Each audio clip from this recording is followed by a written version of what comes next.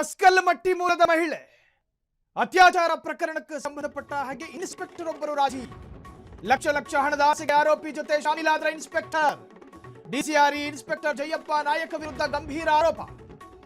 ನೊಂದ ಮಹಿಳೆಯಿಂದ ಚಿತ್ರದುರ್ಗ ಡಿಸಿಆರ್ಇ ಠಾಣೆಗೆ ದೂರು ದಾಖಲಾಗಿದೆ. ದೂರು ದಾಖಲಾಗಿ 56 ದಿನ ಕಳೆದರೂ ಆರೋಪಿ ಬಂಧಿಸದ ಪೊಲೀಸರು.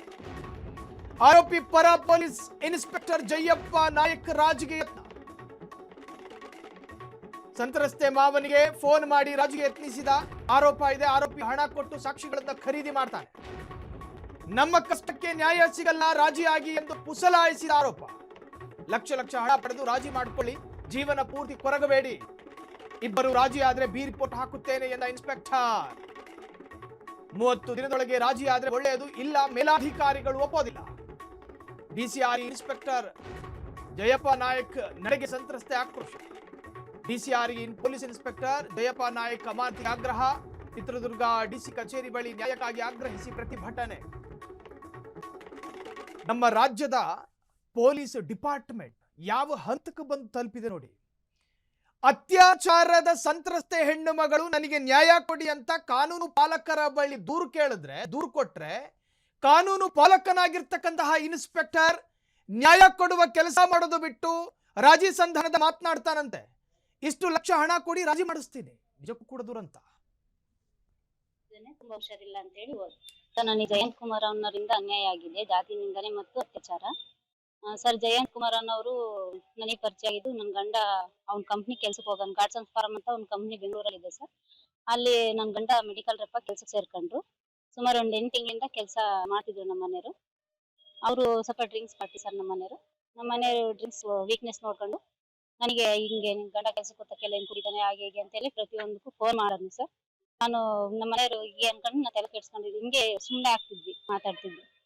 ಆಮೇಲೆ ಸರ್ ಸೆಪ್ಟೆಂಬರ್ 10ನೇ ತಾರೀಕು ನಿನ್ ಗಂಡ ಕುಡ್ದು ತಲೆ ಸುತ್ತ ಬಂದ್ಬಿದ್ದು ತಲೆ ಹೊಡ್ಕೊಂಡಿದ್ದಾನೆ. ಶಿರಾ ಹಾಸ್ಪಿಟ್ಲಿಗೆ ಸೇರಿಸಿದೀನಿ, ನೀವು ಬರ್ರಿ ಅಂತ ಹೇಳಿ ನನಗೆ ಬೆಳಗ್ಗೆ 9:09 ಫೋನ್ ಬಂತು ಸರ್. ಜಯಂತ್ ಕುಮಾರ್ ಇಂದ ಫೋನ್ ಬಂತು. ನಾನ್ ಗಾಬರಿ ನಮ್ಮ ಮನೆಯವ್ರಿಗೆ ಹುಷಾರಿಲ್ಲ ಅಂತ ಹೇಳಿ ಹೊರಗ್ ಬಂದೆ. ಅಲ್ಲಿ ಹೊರಗ್ ಬರ್ತಿದ್ದಂಕಲೇನೆ ಅಲ್ಲೇ ಕೆಟ್ಟದಾಗೆಲ್ಲ ಬೈದೆ ಸರ್. ಎಂತೆಲ್ಲ ಇಂಥ ದಲಿತರು ಕೀಳ್ ಜಾತಿಯಲ್ಲಿ ಮದ್ವೆ ಆಗಿದೆಯಲ್ಲ, ನಿನ್ಗೆ ಯಾರು ಸಿಗ್ಲಿಲ್ವಾ ಇಂಥವ್ರನ್ನ ಮದ್ವೆ ಆಗೋದು, ಇಂಥ ಜಾತಿಗೆ ಮದ್ವೆ ಆಗಿದ್ಯಾ ಅಂತ ಹೇಳಿ ಕೆಟ್ಟದಾಗ ಅಲ್ಲೇ ಬೈದ್ರು. ಅಲ್ಲಿ ಒಂದ್ 3 ಜನ ಇದ್ರು ಸರ್. ಅವ್ರ ಹಂಗೆ ಜಗಳ ಮಾಡಿ ಹಂಗೆ ಹೆಣ್ಮಕ್ಳು ಎಲ್ಲ ರೋಡಲ್ಲಿ ಬೈಸ್ಬೇಡ, ಗಂಡು ಹುಷಾರಿಲ್ಲ ಅಂತ ಹೇಳ್ತಿಲ್ಲ ಕರ್ಕೊಂಡು ಹೋಗು ಅಂತ ಹೇಳಿ ಅಲ್ಲಿಂದ ಕಳ್ಸಿದ್ರು ಸರ್. ಅಲ್ಲಿ ಶಿರಾ ಹಾಸ್ಪಿಟ್ಲಿಗೆ ಕರ್ಕೊಂಡು ಹೋಗ್ಬಿಟ್ಟು ಒಂದು ಲಾರ್ಜ್ ಹತ್ರ MTR ಲಾರ್ಜ್ ಹತ್ರ ಕರ್ಕೊಂಡು ಹೋದ. ಅಲ್ಲಿಗೂ ಕೇಳಿದೆ ನಾನು ಇಲ್ಲಿ ಯಾಕೆ ಕರ್ಕೊಂಡ್ ಬಂದಿದ್ದೆ ಅಂತ. ಇಲ್ಲೇ ಹಾಸ್ಪಿಟ್ಲಿಂದ ಬಂದು ರೆಸ್ಟ್ ಮಾಡ್ತಿದ್ದೇನೆ, ತುಂಬಾ ಹುಷಾರಿಲ್ಲ ಅಂತ ಹೇಳಿ ಹೋದ್ರು ಸರ್. ನಾನು ಕರ್ಕೊಂಡು ಹೋಗಿ ಒಂದು ರೂಮ್ ಅಲ್ಲಿ ಬಲವಂತವಾಗಿ ಅತ್ಯಾಚಾರ ಮಾಡಿ ವಿಡಿಯೋ ಮಾಡ್ಕೊಂಡಿದೀನಿ ಅಂತ ಹೇಳಿ ಎದುರಿಸಿ ಅಲ್ಲಿಂದ ಬ್ಲಾಕ್ ಮೇಲ್ ಸ್ಟಾರ್ಟ್ ಸರ್. ಸುಮಾರು ನನ್ನ ಫೋನ್ ಕಸ್ಕೊಂಡ್ಬಿಟ್ಟ ಸರ್ ಅಲ್ಲಿ ರೂಮಲ್ಲಿ. ನನಗೆ ಫೋನು ಸಹ ಕೊಡ್ಲಿಲ್ಲ, ಯಾವ್ದೇ ರೀತಿ ನನಗೆ ಹೊರಕ್ಕೂ ಬಿಡ್ಲಿಲ್ಲ. ಆಮೇಲೆ ಫೋನ್ ಮಾಡಿ ಯಾರಿಗಾರ ಎಲ್ಲಿ ಕೇಳೋಣ, ನಮ್ಮ ಮನೆಯವ್ರಿಗೆ ಕೇಳೋಣ ಅಂದ್ರೆ ನಾನು ಫೋನು ಸಹ ಕೊಡ್ಲಿಲ್ಲ, ಫೋನ್ ಕಸ್ಕೊಂಡ್ ಇಟ್ಕೊಬಿಟ್ಟ. ಸುಮಾರು 4 ಗಂಟೆ ಹೊರ ಬಂದೆ ಸರ್. ಅದಾದ್ಮೇಲೆ ನನಗೆ ಅತ್ಯಾಚಾರ ಮಾಡಿ ಆದ್ಮೇಲೆ ಆತ ಸುಮ್ನೆ ಅವ್ನ ಕಡೆಗೆ ಅವ್ನು ಮಲಗ್ಬಿಟ್ಟ ಫೋನ್ ಕಸ್ಕೊಂಡು. ಅವ್ನದೇನೋ ವರ್ಕ್ ಇತ್ತು ಮಾಡ್ಕೊಂಡ. ನನ್ಗೆ ಅಲ್ಲೇ ಅಳ್ತಿದ್ರು ಸಹ ಹೊರಗ್ ಬಿಡ್ಲಿಲ್ಲ, ಗೋಳಾಟಿದ್ರು, ಹೊರಗ್ ಬಿಡ್ಲಿಲ್ಲ ಸರ್ 4 ಗಂಟೆ. ಆಮೇಲೆ ರೂಮಿಂದ ಹೊರಗ್ 4 ಗಂಟೆಯಿಂದ ಬಂದು KRTC ಬಸ್ ಸ್ಟಾಪ್ ಬಿಟ್ಟು ಒಂದ್ ಹೆಣ್ಮಗಳು ಕರ್ಕೊಂಡ್ ಇಷ್ಟು ಮಟ್ಟಿಗೆ ಇದ್ ಮಾಡಿದೀನಿ, ಇನ್ನು ಕರ್ಕೊಂಡು ಸೇಫ್ ಬಿಡ್ಬೇಕು ಅನ್ನೋ ಒಂದು ಕನಿಕರನೂ ಇಲ್ದಂಗೆ KRCT ಬಸ್ ಸ್ಟಾಪ್ ಹತ್ರ ಬಿಟ್ಟು ಹೋದ ಸರ್. ಅವ್ನ ಕಡೆಗೆ ಅವ್ನು ಹೋದ. ಆಮೇಲೆ ಸರ್ ನಾನು ಅಲ್ಲಿಂದ ನನ್ ಊರಿಗೆ ಬಂದೆ. ನಮ್ಮನೆ ಎಲ್ಲ ಏನು ನಾನು ಹೇಳ್ಕೊಂಡಿರ್ಲಿಲ್ಲ ಸರ್. ನನ್ ಹಣೆ ಬರದಲ್ಲಿ ನಡೆದಿರೋದೊಂದು ಕೆಟ್ಟ ಘಟನೆ. ಈ ತರ ವಿಡಿಯೋ ಎಲ್ಲ ಇಟ್ಕೊಂಡು ಬ್ಲಾಕ್ ಮೇಲ್ ಮಾಡ್ತಿದ್ದಾನೆ. ಆಮೇಲೆ ವಿಚಾರ ಬಂದ್ರೆ ನಂದು ಫಸ್ಟ್ ಲವ್ ಮ್ಯಾರೇಜ್, ನಮ್ಮ ಮನೆ ರೇಸ್. ಸಂತ್ರಸ್ತೆ ಹೆಣ್ಣು ಮಗಳ ಸ್ವಂತ ಮಾವ ಫೋನ್ ಸಂಪರ್ಕಕ್ಕೆ ಸಿಕ್ಕಿದ್ದಾರೆ. ಸರ್ ನಮಸ್ಕಾರ. ಸರ್ ನಾವು ಯಾವ ದುರಂತ ಕಾಲಘಟ್ಟದಲ್ಲಿ ಬದುಕ್ತಾ ಇದೀವಿ ನೋಡಿ. ಸಂತ್ರಸ್ತೆ ಹೆಣ್ಣು ಮಗಳಿಗೆ ನ್ಯಾಯ ಸಿಗಬೇಕು ಅಂತ ಹೇಳಿ ದೂರ ಹಾಕ್ತೀರಿ, ಆದ್ರೆ ಪೊಲೀಸ್ ಅಪ್ಪನೇ ರಾಜಿ ಸಂಧಾನಕ್ಕೆ ಮಾತನಾಡ್ತಾರೆ ಅನ್ನೋದಾದ್ರೆ ಏನಿದೆ ಈ ಬಗ್ಗೆ ಮಾತನಾಡ್ತೀರಾ? ಖಂಡಿತ ಸರ್, ಖಂಡಿತ. ಇದೊಂದು ದೊಡ್ಡ ದುರ್ಘಟನೆ ಅಂತ ಹೇಳ್ಬೋದು ಸರ್. ಚಿತ್ರದುರ್ಗದಲ್ಲಿ ಬಂದು DCRE ಪೊಲೀಸ್ ಸ್ಟೇಷನ್ ಅಂತ ಇದೆಯಲ್ಲ, ಅದಿರೋದೇ ಟೋಟಲ್ ಅಕ್ರಮ ಸರ್. ಅದು ಇಲ್ಲಿ ಏನಾಗಿದೆ ಅಂತಂದ್ರೆ, ಇಲ್ಲಿ ನೊಂದವ್ರಿಗೆ ಯಾರು ಅವರು ಒಂದು ನ್ಯಾಯ ಕೊಡ್ಸೋ ಅಂತ ಇದೇ ಇಲ್ಲ ಅವ್ರಿಗೆ. ಟೋಟಲ್ ಜಯಪ್ಪ ನಾಯಕ್ ಅನ್ನೋರು ಕೂಡ ಅವರು ಈಗ ಸುಮಾರು 11 ತಿಂಗಳಾಗಿದೆ ಬಂದು. 11 ತಿಂಗಳಲ್ಲಿ ಒಂದೇ ಒಂದು ಆರೋಪಿ ಕೂಡ ಅರೆಸ್ಟ್ ಮಾಡಲ್ಲ ಸರ್ ಅವರು. ಆಲ್ಮೋಸ್ಟ್ ಎಲ್ಲವನ್ನು ಹೀಗೆ ಬಗೆಹರಿಸಿ ಎಲ್ಲೇ ರಾಜಿ ಮಾಡ್ಕೊಂಡು ಅಂತ ಕಳಿಸ್ತಾರೆ. ನಮಗೂ ಕೂಡ ಅವರು ಹೇಳಿದ್ರು, ಇಲ್ಲಿ ಹಿರಿಯೂರು ಗ್ರಾಮಾಂತರ ಠಾಣೆಯಿಂದ ಅಲ್ಲಿಗೆ ಯಾವಾಗ ಟ್ರಾನ್ಸ್ಫರ್ ಆಯ್ತು ಅಲ್ಲಿ ಕರೆದು ಕೇಳಿದ್ರು ನಮ್ಮನ್ನ. ನಮ್ಮ ಸೊಸೆ ಹಾಗೂ ನಮ್ಮ ತಮ್ಮ ಕುಳಿಸ್ಕೊಂಡು ನೋಡಿ ರಾಜಿ ಮಾಡ್ಕೊಂಡು ಸುಮ್ಮನೆ ಏನಕ್ಕೆ, ಆ ಹುಡುಗಿಗೆ ಏನಾದ್ರು ಒಂದು ಅನುಕೂಲ ಆಗುತ್ತೆ, ಒಂದು 34 ವರ್ಷ ಇಟ್ಕೊಡ್ತೀನಿ ಅಂತಂದ್ರು. ಸರ್ ದಯವಿಟ್ಟು ನೀವು ಈ ತರ ಎಲ್ಲ ಮಾತಾಡಬೇಡಿ. ನಾವು ಸ್ವಾಭಿಮಾನಿಗಳು ಇದ್ದೀವಿ, ದುಡ್ತಿದ್ದೀವಿ ನಾವೆಲ್ಲ. ಈ ತರ ಎಲ್ಲ ನೀವು ನಮ್ಮನ್ನ ದುಡ್ಡಿಗೆ ಬೆಲೆ ಕಟ್ಬೇಡಿ. ಏನ್ ಸಾಗಾರೆ ಆ ಹುಡುಗಿಗೆ ಅತ್ಯಾಚಾರ ಆಗಿದೆ, ಆಮೇಲೆ ಜಾತಿ ನಿಂದನೆ ಮಾಡಿದ್ರೆ ಇದಕ್ಕೆ ಇಷ್ಟೊಂದು ಬೆಲೆ ದುಡ್ಡು ಬೇಕಾ? ನಮ್ಗೆ ದುಡ್ಡಿನ ಅವಶ್ಯಕತೆ ಇಲ್ಲ ಸರ್. ನಾವು ಬೇಕಾದ್ರೆ ಕೂಲಿ ಮಾಡ್ಕೊಂಡು ತಿಂತೀವಿ. ಇಂಥದ್ದು ಯಾವುದೇ ಕಾರಣಕ್ಕೆ ಮಾಡಬೇಡಿ ಅಂತ ನಾವು ನೇರವಾಗಿ ಹೇಳಿದ್ವಿ ಸರ್. ಅವತ್ತಿಂದ ನಾವು ಪದೇ ಪದೇ ಫೋನ್ ಮಾಡಿದಾಗೆಲ್ಲ ನಾಳೆ ಬಂದಿಸ್ತೀನಿ, ನಾಡ್ದು ಬಂದಿಸ್ತೀನಿ, ಇನ್ನೊಂದು ವಾರ ಬಂದಿಸ್ತೀನಿ ಅಂತ ಹೇಳಿ ಸುಮಾರು 56 ದಿನ ಹತ್ರ ಬಂದಿಸಿಲ್ಲ ಸರ್.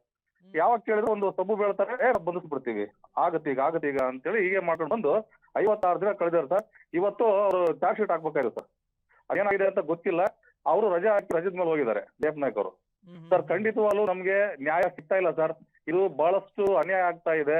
ಆತ ಆರೋಪಿ ಇದಾರಲ್ಲ, ಆತ ಸ್ವಲ್ಪ ದುಡ್ಡಿನಲ್ಲಿ ಇದಾರೆ. ತಮ್ಮದಿದ್ರು ಅವರೆಲ್ಲ ಸ್ವಲ್ಪ ರಾಜಕೀಯ ಬಲ, ಹಣ ಬಲದಲ್ಲಿ ಇರೋದ್ರಿಂದ ಬೇರೆ ಯಾರನ್ನ ಬೇಕಾದ್ರೂ ನಾವು ಕೊಂಡ್ಕೊಂಡ್ ಬಿಡು ಅನ್ನೋ ಒಂದು ಕೆಟ್ಟ ದುರ್ದೇಶ ಅವ್ರ ಮನಸ್ಸಲ್ಲಿದೆ ಸರ್. ಹಣ ಬಲ ಇರ್ಲಿ, ಜಾತಿ ಬಲ ಇರ್ಲಿ, ಈ ರಾಜ್ಯದಲ್ಲೊಂದು ಸಿಸ್ಟಮ್ ಇದೆ ರೀ. ಕಾನೂನು ಸುವ್ಯವಸ್ಥೆ ಯಾರಪ್ಪನ ಮನೆ ಆಸ್ತಿನೂ ಅಲ್ಲ.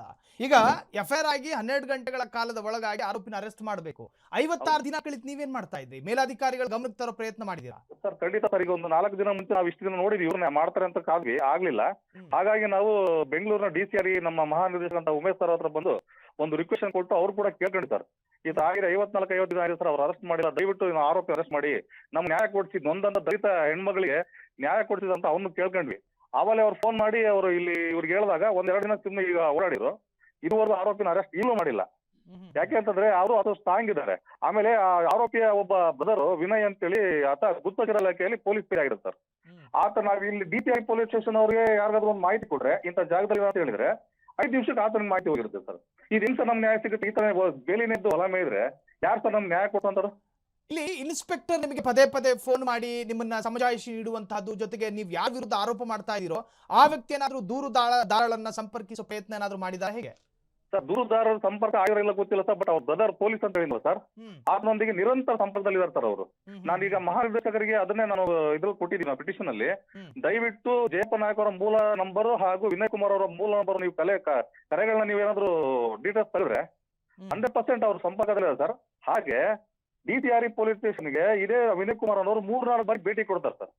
ಈ ಜಯಪ್ಪ ನಾಯಕ್ ಅವ್ರ ಜೊತೆ ಬಂದು ಮಾತುಕತೆ ಮಾಡ್ಕೊಂಡು ಹೋಗ್ರೆ. ಒಬ್ಬ ಆರೋಪಿಯ ಬ್ರದರ್ ಬಂದು DCR ಪೊಲೀಸ್ ಸ್ಟೇಷನ್ಗೆ ಬರ್ತಾರಂತಂದ್ರೆ ಇವರು ನಮ್ಗೆ ಯಾವ ರೀತಿ ಇವರು ನಮ್ಗೆ ನ್ಯಾಯ ಕೊಡ್ತಾರೆ ಸರ್ ಇವರು?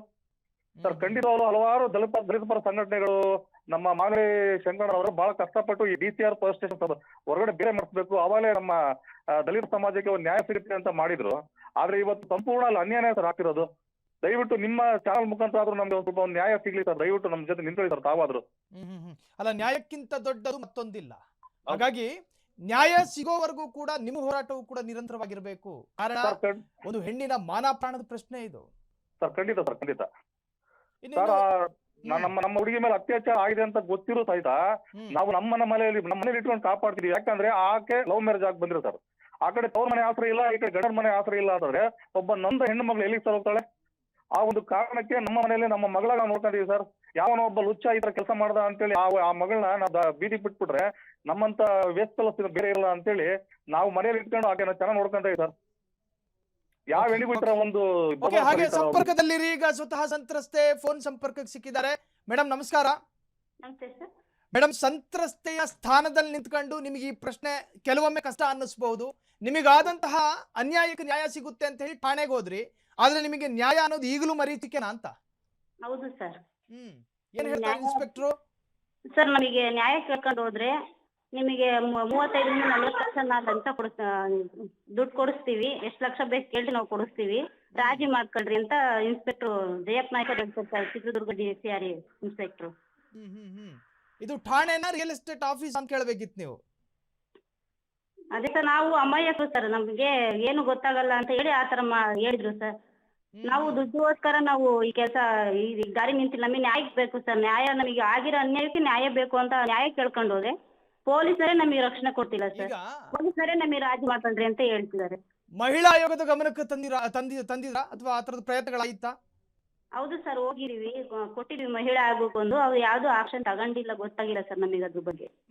ಅಲ್ಲ, ನಿಮ್ಮ ಭಾಗದ ಜನಪ್ರತಿನಿಧಿಗಳು ಅವ್ರೇನಾದ್ರೂ ಬಂದು ನಿಮಗೆ ಭರವಸೆ ಕೊಡುವಂತಹದ್ದು ಈ ತರದ್ ಏನಾರು ಆಗಿದ್ಯಾ?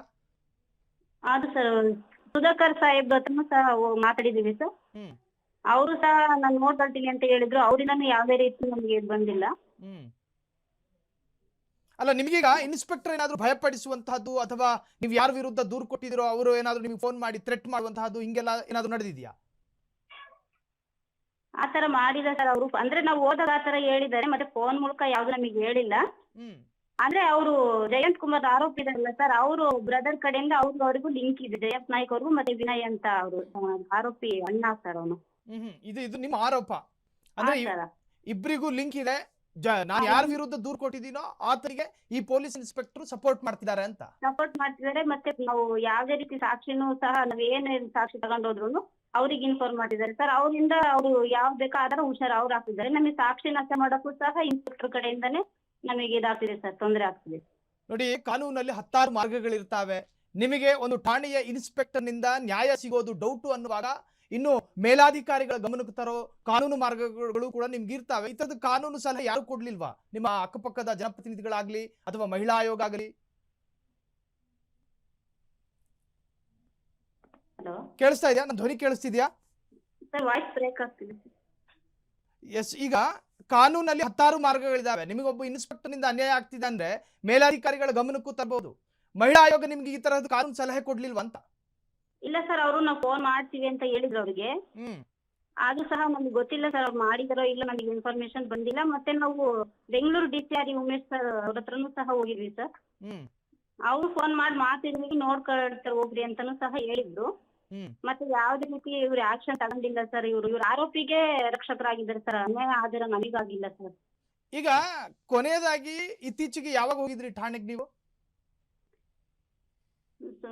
ಸರ್ ಒಂದು 10 ದಿನ ಆಯ್ತು ಸರ್ ಹೋಗಿ ಬಂದು. ಸೊ ಏನ್ ಹೇಳ್ತಾರೆ ಅವರು ಇನ್ಸ್ಪೆಕ್ಟರ್? ನಿಮಗೀಗ ಭರವಸೆ ಕಳ್ಕೊಂಡಿದ್ದೀರಿ ನೀವು. ಇನ್ಸ್ಪೆಕ್ಟರ್ ಏನಂತ ಹೇಳ್ತಾರೆ? ಯಾವ ಕಾರಣಕ್ಕೋಸ್ಕರ ಭರವಸೆ ಕಳ್ಕೊಂಡ್ರಿ ಸರ್? ನಾವು ಲಾಸ್ಟ್ ಟೈಮು ಬಟ್ಟೆ ಮಾದ್ರಿಗೆ ಹೋಗಿದ್ವಿ, ಬಟ್ಟೆ ಕೊಡಕ್ ನಮ್ದು.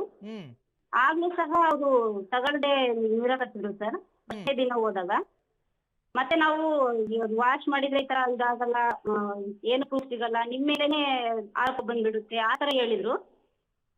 ನಮ್ಗೆ ಮತ್ತೆ ನಾವ್ ಯೋಚನೆ ಮಾಡಿ ಆಗೋದಾಗ್ಲಿ ಸರ್, ನಾವು ಆಗಿರೋದು ಅನ್ಯಾಯನೇ, ನಾವು ಆಗಿರೋದು ಆಗಿಲ್ಲ ಅಂತ ನೀವೇ ಹಿಂಗ್ ಹೇಳ್ತೀರಾ, ನಮ್ಗೆ ತಗೊಂಡ್ಬೇಕು ಅಂತ ಬಟ್ಟೆ ಮಾತ್ರ ಮಾಜರ್ ಮಾಡಕ್ ಹೋಗಿಲ್ಲ ಅಷ್ಟೇ. ಅದು ಅವಾಗಿಂದ ನಮಗೆ ಪ್ರೂವ್ ಆಗ್ತಾರೆ, ಅವರಿಂದ ಅವ್ರಿಗೆ ಕಾಂಟ್ಯಾಕ್ಟ್ ಇದೆ, ಪ್ರತಿಯೊಂದು ಇದ್ ಮಾಡ್ತಿದ್ದಾರೆ ಅನ್ನೋದು ನಮಗೆ ಅವಾಗಿಂದ ಅನುಮಾನ.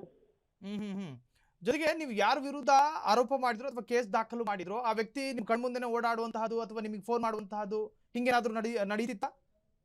ಸರ್ ಗೊತ್ತಾಗ್ತಿತ್ತು ನಮಗೂ. ಅಲ್ಲ, ನಿಮ್ಮನ್ನ ಬೆದರಿಸೋ ಪ್ರಯತ್ನಗಳೇನಾದ್ರು ಆತನಿಂದ ಆಗ್ತಾ ಇತ್ತಾ? ನೀವು ಯಾರ ವಿರುದ್ಧ ದೂರು ಕೊಟ್ಟರು ಆತನಿಂದ? ಜೀವ ಬೆದರಿಕೆ ಇದೆ ಸರ್ ಅವರಿಂದ. ಅವರು ರಾಜಕೀಯದ ಮುಂದೆ ಸರ್ ಸ್ವಲ್ಪ ದುಡ್ಡಲ್ಲೂ ಸಹ ಇದ್ದಾರೆ ಅವರು. ಇದರಿಂದ ನಮ್ಮ ಮೇಲೆ ಜೀವ ಬೆದರಿಕೆ ಐತೆ ಸರ್. ನಮಗೆ ಎಲ್ಲಿ ಹೊರಗೆ ಓಡಾಡಕ್ಕೂ ಸಹ ಭಯ ಆಗ್ತಿದೆ ಸರ್ ಅವರಿಂದ. ಸೊ ಕೊನೆಯದಾಗಿ ನಿಮ್ಮಲ್ಲಿ ಉಳ್ಕೊಂಡಿರೋ ಅನೇಕ ಕಾನೂನು ಮಾರ್ಗಗಳಿದಾವೆ. ಮುಂದೆ ಕಾನೂನು ಹೋರಾಟ ಮಾಡ್ತೀರಾ ಹೇಗೆ? ಖಂಡಿತ ಮಾಡ್ತೀವಿ ಸರ್. ನೋಡಿ, ಇದು ನಮ್ಮ ರಾಜ್ಯದ ಒಂದು ಸಂತ್ರಸ್ತ ಹೆಣ್ಣು ಮಗಳ ಕೂಗು. ಮಹಿಳಾ ಆಯೋಗ ಮಧ್ಯಪ್ರವೇಶ ಮಾಡಬೇಕು. ಯಾವ ರಾಜ್ಯದಲ್ಲಿ ಬದುಕ್ತಾ ಇದೀವಿ ನಾವು? ಕಾನೂನು ಸುವ್ಯವಸ್ಥೆ ಅಂತ ಹೇಳಿ ಗಂಟ್ಲು ಹರ್ಕೊಂಡು ಭಾಷಣ ಮಾಡುವಂತಹ ಗೃಹ ಸಚಿವರು ಎಲ್ಲ ಹೋದ್ರು? ಒಂದು ಹೆಣ್ಣು ಮಗಳು ಠಾಣೆಗೆ ಹೋದ್ರೆ ನ್ಯಾಯ ಕೊಡ್ತೀನಿ ಅನ್ನೋ ಭರವಸೆ ಇನ್ಸ್ಪೆಕ್ಟರ್ ಬಾಯಿಂದ ಬರಬೇಕು. ನಿನಗೆ ಎಷ್ಟು ಲಕ್ಷ ಬೇಕು ಅಂತ ಕೇಳ್ತಾನಂತೆ. ಏನ್ ರಿಯಲ್ ಎಸ್ಟೇಟ್ ಆಫೀಸ್ ಕೆಟ್ಟೋಯ್ತಾ ಠಾಣೆ? ಅಲ್ರಿ, ಹೆಣ್ಣು ಮಗಳು ನನ್ನ ಪ್ರಾಣ ಮತ್ತು ನನ್ನ ಮಾನಕ್ಕೆ ಸಮಸ್ಯೆ ಆಗಿದೆ, ನನ್ನನ್ನು ಪುಸಲಾಯಿಸಿ ಕರ್ಕೊಂಡೋಗಿ ರೇಪ್ ಮಾಡೋದಕ್ಕೆ ಪ್ರಯತ್ನ ಆಗಿದೆ, ರೇಪು ನಡೆದಿದೆ.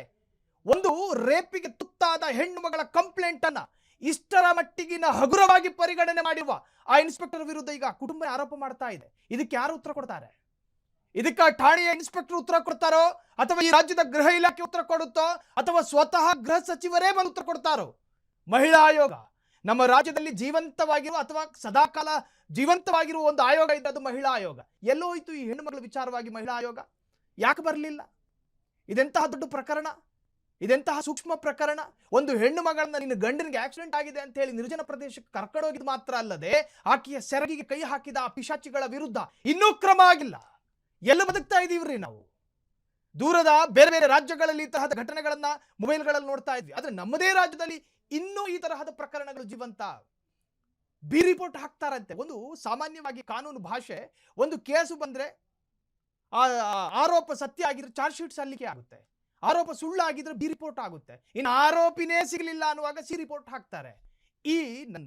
ನೋಡಿ, ಇನ್ಸ್ಪೆಕ್ಟರ್ ಕಾನೂನು ಪಾಲಕ ಹೇಳ್ತಾನಂತೆ, ಒಂದಷ್ಟು ಲಕ್ಷ ಕೈ ಕೊಡ್ತೀವಿ, ಬಿ ರಿಪೋರ್ಟ್ ಹಾಕಿಬಿಡ್ತೀನಿ, ನೀವು ರಾಜಿ ಸಂಧಾನ ಮಾಡ್ಕೊಳ್ಳಿ ಅಂತ. ರಾಜಿ ಸಂಧಾನದ ಮಾತನಾಡೋದಕ್ಕೆ ನಿಮಗೆ ಖಾಕಿ ಕೊಟ್ಟು ಠಾಣೆಯಲ್ಲಿ ಕೂರಿಸಿರೋದು. ಸೊ ನಿಜಕ್ಕೂ ಕೂಡ ಅತಿ ದುರಂತ ಇದು. ಸೊ ಈ ಬಗ್ಗೆ ಹೆಚ್ಚಿನ ಡೀಟೇಲ್ಸ್ ಕೊಡೋದಕ್ಕೆ ನಮ್ಮ ರಿಪೋರ್ಟರ್ ಮಲ್ಲಿಕಾರ್ಜುನ್ ಫೋನ್ ಸಂಪರ್ಕದಲ್ಲಿ.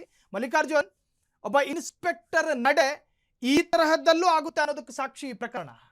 ಹೌದು ಸರ್, ಇದೇನಾಗಿದೆ ಅಂದ್ರೆ ಇವರು 56 ದಿನ ಮುಂಚೆ ಪೊಲೀಸ್ ಕಂಪ್ಲೇಂಟ್ ಮಾಡಿದ್ರು. ಆದ್ರೆ ಪೊಲೀಸ್ ಇನ್ಸ್ಪೆಕ್ಟರ್ ಅಲ್ಲಿ ಜಯಪ್ಪ ನಾಯ್ಕ ಅವರು ಯಾವುದೇ ತರದ ಇವ್ರ ಮೇಲೆ ಅಂದ್ರೆ ಆರೋಪಿ ಮೇಲೆ ಏನು ತಗೊಂಡಿಲ್ಲ, ಆಕ್ಷನ್ ತಗೊಂಡಿಲ್ಲ ಸರ್. ಇವರು ನಿನ್ನೆ ಬಂದು ನಮ್ಮ ಹತ್ರ ಬಂದು ಇದೆ ಹೇಳಿದಾಗ ನಾವೇ ಹೋಗಿ ಖುದ್ದಾಗಿ ಹೋದಾಗ ಸ್ಟೇಷನ್ PSIಗಳು ಇದ್ದಿಲ್ಲ ಸರ್. ಅಲ್ಲಿ ಕೇಳಿದ್ಕೆ ಉಡಾಪೆ ಉತ್ತರ ಬಂತು ಸರ್. ಸ್ಟೇಷನ್ ಇಂದ ಉಡಾಪೆ ಉತ್ತರ ಬಂತು. ಇದೊಂದು ಬಹಳ ಜನ ಇದರಲ್ಲಿ ತಂದಿದ್ದಾರೆ. ಸೊ ಈ ವಿಚಾರಕ್ಕೆ ನಾವೇನ್ ಹೇಳಕ್ಕಾಗಲ್ಲ, ಮುಂದೆ ಮಾತಾಡಿ SP ಹತ್ರ ಹೋಗ್ರಿ ಹಾಗೆ ಹೀಗೆ ಅಂತ ಮಾತಾಡಿದ್ರು ಸರ್ ವಿಚಾರದಲ್ಲಿ. ಅಲ್ಲ, ಏನು ಈ ಠಾಣೆಯಲ್ಲಿ ಕೇವಲ ಈ ಹೆಣ್ಮಗಳಿಗೆ ಮಾತ್ರ ಅನ್ಯಾಯ ಆಗಿರೋದು ಅಥವಾ ಬೇರೆ ಬೇರೆ ಉದಾಹರಣೆಗಳಿದಾವ? ಇದೇ ತರ ಉದಾಹರಣೆಗಳು ಬಂದಿದ್ದ ಆರೋಪ ಇದೆ ಸರ್. ಆದ್ರೆ ಈಗ ಪರ್ಟಿಕ್ಯುಲರ್ ಹೊರ ಬಂದಿರೋ ಪ್ರಕರಣ ಒಂದೇ sir. Yes, thank you Mallikarjun ತಮ್ಮೆಲ್ಲ ಡೀಟೇಲ್ಸ್ಗೆ. ಕ್ಷಣ ಕ್ಷಣದ ಸುದ್ದಿಗಳಿಗಾಗಿ ಫ್ರೀಡಂ ಟಿವಿ ಸಬ್ಸ್ಕ್ರೈಬ್ ಮಾಡಿ, ಲೈಕ್ ಮಾಡಿ ಹಾಗೂ ಫಾಲೋ ಮಾಡಿ. ಹೊಸ ಸುದ್ದಿಗಳ ನೋಟಿಫಿಕೇಶನ್ಗಾಗಿ ಬೆಲ್ ಐಕಾನ್ ಮೇಲೆ ಕ್ಲಿಕ್ ಮಾಡಿ.